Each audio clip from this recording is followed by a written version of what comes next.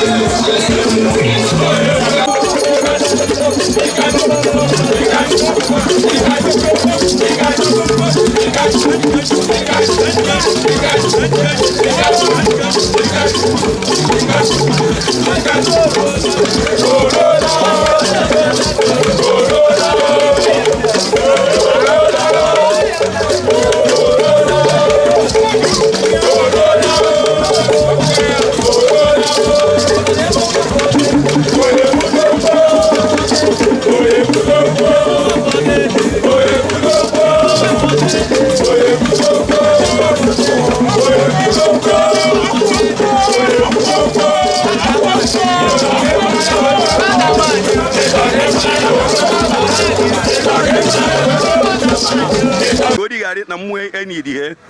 ụmụ ahụ na-eto o si eme nya si eto amebe na mmụọ ya wutara ife o yeri mmụọ ya echekwaba ya maka onye fee mmụọ eduo ya echekwaba ya ọfụma nya ka anyị na-ekwu o si na o ya efe mmụọ feka ya nka ife ya kpata na oyeri odigharị na ya Chukwu na wepụrụ ya anya maka na mmụọ dị egwu mmụọ obodo jikọtara aka nwere ndị pastọ na-abịa ndị ụka dị iche iche na-abịa anyị nwere ụmụ dibịa na-abịakwa gwa ya okpere anyị ekpere ife a na-aga nke ọma mma na ọtụtụ ndị nwentesiri isi n'obodo a dị sọpọtụ n'ife ọ na-eme oge mbụ n'ebe ni ka anyị na-eme na ka kịta na ọbịaziri na agbọ ebe a ọbịa na mee ihe onwe na ihe ka anyị na-ekwu na ebe a ka nwere ike ije na ndị ụka bịa na-eme krusedi ndị omenala ọmụmaka na omenala bụ isi na omenala bụ ụzọ bifo ụka obịa bidokwa krusedi nke ha nya ha m bịazere nyaahụ na nwanne nyaahụ na tata ụwa na krusedi niile a na-eme n'ife niile a na-eme n'ọkwarị ndị ụka ọ na-abịakwa ebe a nwekwara ife gbara ibe oke nya ka nna asị na mmụọ niile dị na Anambra mmụọ niile dị n'ala Igbo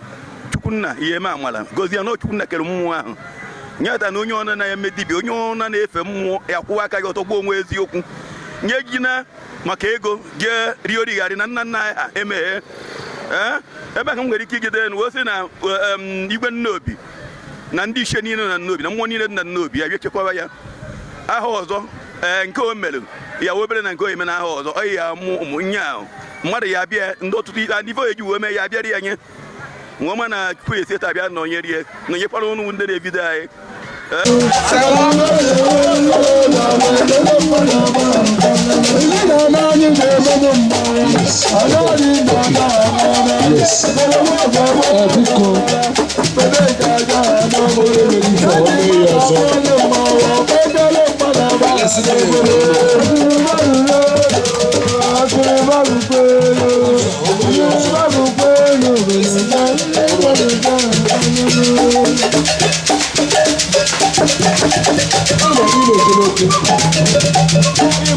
I'm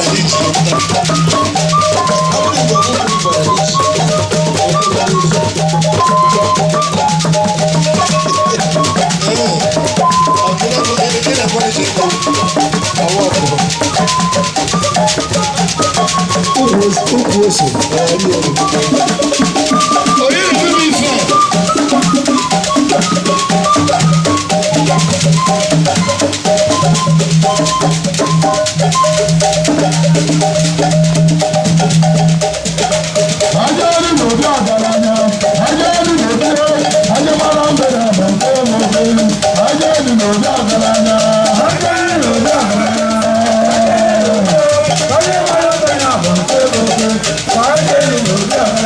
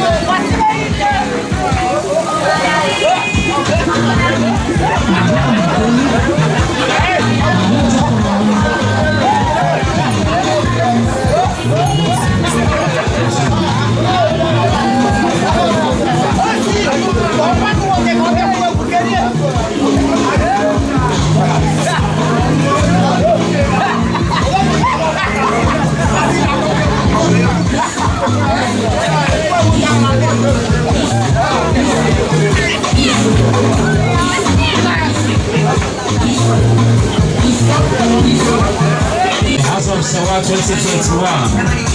Sewaent Malaysia. All that three Yes, sure, ladies and gentlemen, this is the funny thing as a chicken we can yeah, don't trust me. Sewaent 2021. Alguna sempre conseguido olhar para uma zona aqui, thank you. If you don't know what I mean, Mando na gozi, Mando na ebinye ego, Mando na enye nwa, Mando na awaluzo, Mando na eburu ofa. Oya ka ejikwa ya nne nwa ayi Idemiri. Nee nke ọzọ anyị bi na agụ nwa. Igwe nwa n'aka. Ine nke bi na ole bogasị ndị mmadụ aja. Ine n'ezie nne bi na oji mgbọ. Ọ na-egboro anyị nnukwu okwu, na-egboro anyị nnukwu ụka. Anyị kweta na ya were efe.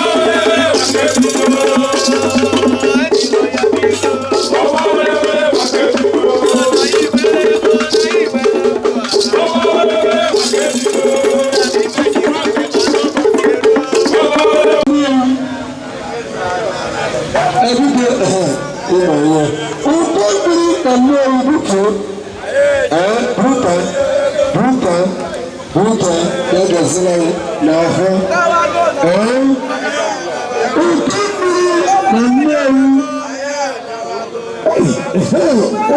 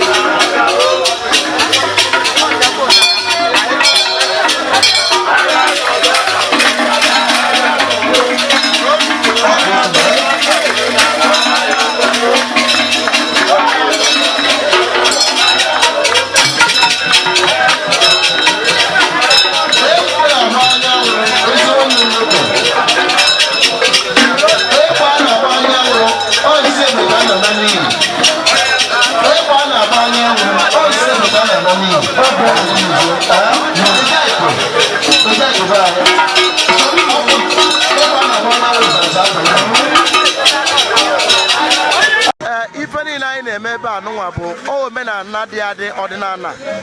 Ọ bụrụ ife bido taa nọ ife ndị nna nna anyị ha mesịrị ka anyị nwa na-emekwa maka na asị na nwata hapụrụ nwata amaghị ikwu nne na nnukwu ihe echeri ya. So olulu idemmiri anyị na-eme bụ oge idemmiri ji eri ji. Ọ bụ na idemmiri risịa ji oluzie na mgbe ọnwa ga-abịa na njedebe isi anyị Eze-Nnobi akpọ ji ịma na ụgani na ndị mmadụ ebido libe ji ọfụ ife ọfụ apụtaba ọya ka anyị na-eme ihe anụnwa. Ọ bụrụ na etu a mmiri a si ezo ịma maka asụrụ ana ọgbalu ana maka na anyị ma na ije mmiri bụ ije ọma ka ọ bụ maka na ije mmiri adịghị echi echi. So na ife anyị na-eme emesi ọbụla mmiri ezo ịma na ife a na-eme na Chukwu anarụ ha aja. Yes, ọ ife men. So na o kwesịrị na mmiri ga-ezo nọ ife ọma ka anyị na-eme. Sewaent entertainment eri mgbe almost olugo ihe dịkarịrị alụ 3-4 ọ na-abịa na-eme ka ife onyonyo a na-apụta na ụwa niile dịka fanụkwa tata anụnwa na-achịkọta ọnọdụ nke tata anụnwa. Ana m asị na ife ọma ga na-emekwalụfa na mba niile ga na-anụkwu onu fa dịka mba niile nọbagoro onu ha already na-asị na ife ọma ga-emelụ Sewaent entertainment ya na ndị otu ọrụ ya.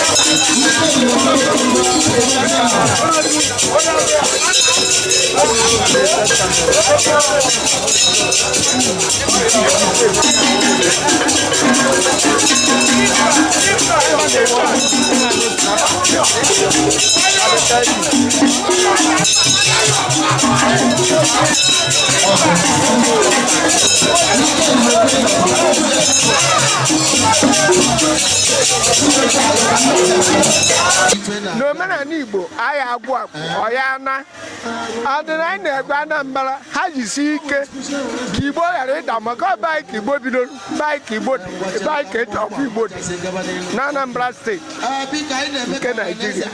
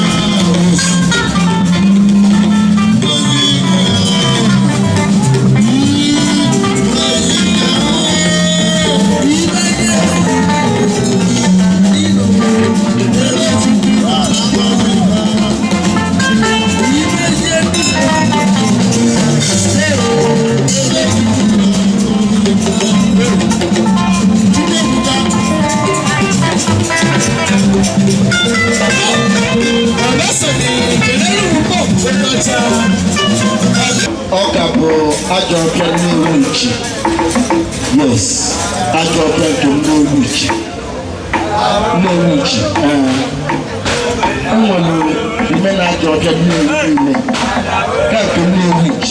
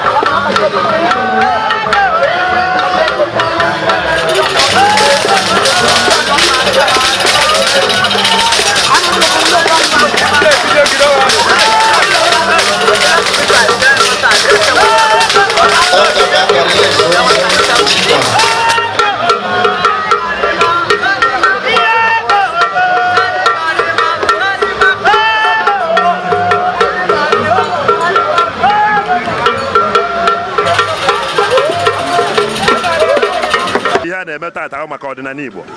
ihe ọ na-eme maka ọdịnala Igbo mma bịa etu a na-eme maka ihe gbasara ọdịnala Igbo ọ ya ka m ji bịawa wee kwurekwuo na onye m bịara bịa bụ ihe onye Igbo na-amasị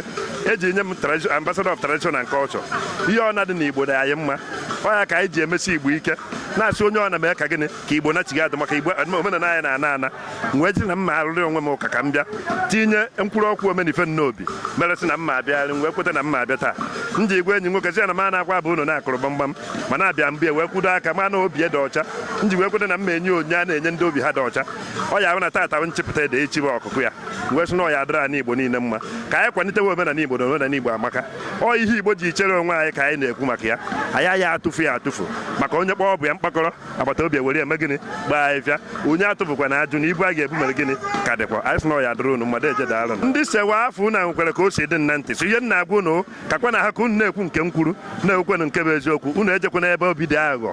na-eje na ebe gịnị ebe ọ ya bụ eje ekweta na ihe Igbo amaka ekweta na asụsụ Igbo amaka ekweta na eziokwu Igbo na ọya adị ire ekweta na ebe ọ na onye Igbo zọrọ ụkwụ na ọya azụ ụkwụ dike ọya ka unu na-ejekwa ebe ahụ na-ekwukwa na ihe niile dị na Anambra steeti ya eme gịnị na ọya ajekọkwa ọnụ maka na enwere ọchịchị ya na-amena na-azọ n'ihu ka akwa na ha ka anyị nyụkwa mamịrị ọnụ ka o wee mee gịnị ka ọ gbaa ọfụfụ ka anyị bụta onye ndu ka ọ gara ịbụ onye ọchị ka obere anyị etu a maka na ebe anyị na-eje eteka ọya adịrị na ana Nnobi mma maka na ekwuru na Nnobi be ana nsọ ụfọdụ ekweghị mana anyị kwetere ya naanị Adam wee kwuo na ndị ama buru ibu na ana Nnobi kịta ka o sirιτewere ọ ya adịrị unu mma na-eje daalụ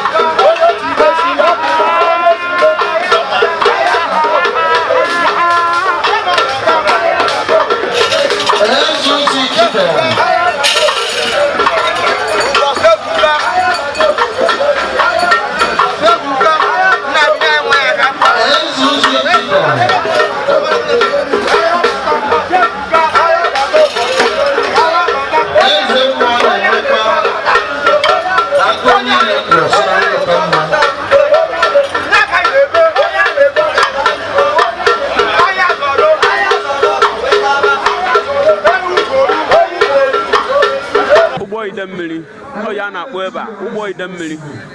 onwe mmụọ ọzọ nwere ụgbọ ọsụ Idemili ebe na Nnobi ka ọ dị ana m ekene ọha na eze bịalụ ije a bịalụ mmemme Idemili anya ha eji ngọzi wee na onye obi dịkwa ọcha ahụ na onye bịalụ ka o keta amara Idemili ọ ya eketa amara mana onye bịalụ ka ọ ghasasị ihe ghasa esobe na so I believe obi dị m mma Idemili nyere m akọ na uche njefole ana akọ na uche achọrọ nke ọ dịgide ruo na njedobe people unu fụrụ here bụ ndị na-abịa na ordinary time eke na afọ na nkwọ na oye abịa na ayọ amara and onye ya ọ na-eme ọ na-enye onye aha ọ bụgo onye a na-achụ ka egbuo onye aka dị ọcha ibe ha anaghị we do it so onwe ihe ọ naghị eme onye akwụba aka ya ọtọ mana onye akwụba aka ya ọtọ bịa n'obi a onye a na-egbu onwe mana ịkwụba aka ya ọtọ bịa n'obi a enwe ihe igburu ihe siri ebe ihe eri n'oye nna ekwubi okwu ya taa ya gazienụ sewa agwanya na ndụ ọ ya enwe ogologo ndụ ọ ya enwe long life ọ ga-enwe promotion na this network ESTP ọ ga-enwe ọ ga-adị na-ejezi ụwa niile